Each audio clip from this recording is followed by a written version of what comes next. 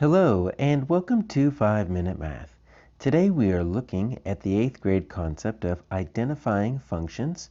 This is standard 8.5G in the great state of Texas, and we are using item number 25 off the 2016 released STAAR test. If you have not done so already, please go ahead and take a moment to pause the video, work this problem out on your own, unpause it, and we will look at our answers together. So this seems like a pretty simple, straightforward problem. We have a set of ordered pairs here, 4 sets actually, and we need to find which one that represents y as a function of x. And that's all we get.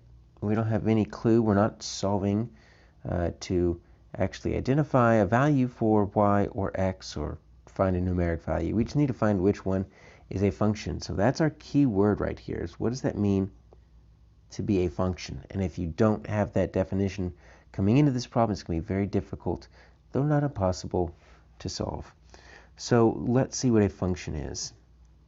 A function is in math is simply when you have one input leads to one output.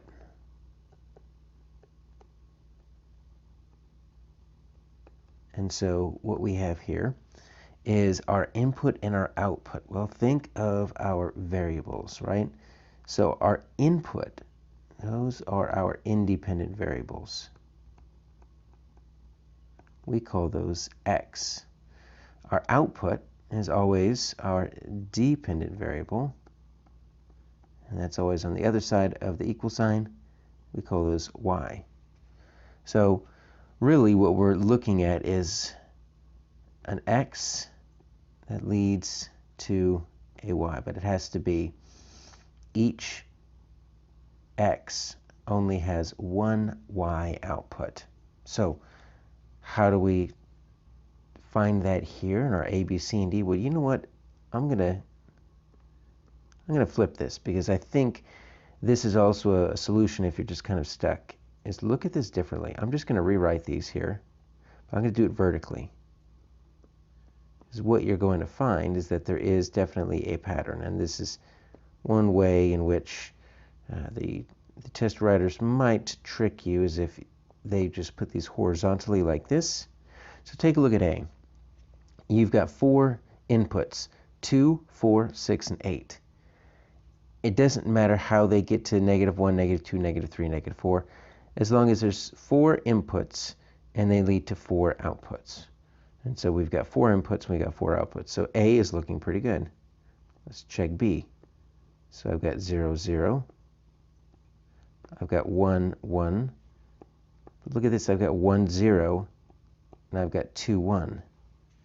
So if these are my inputs right here, I'll put these I for the x's, O for the output.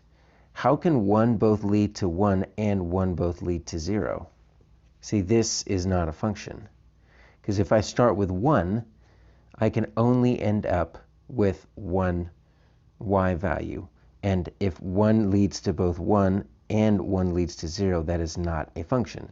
So that's how we can tell what a function is and is not, is each x has its own y value. Now, sometimes you can have multiple x's leading to the same y. That's fine, but you cannot have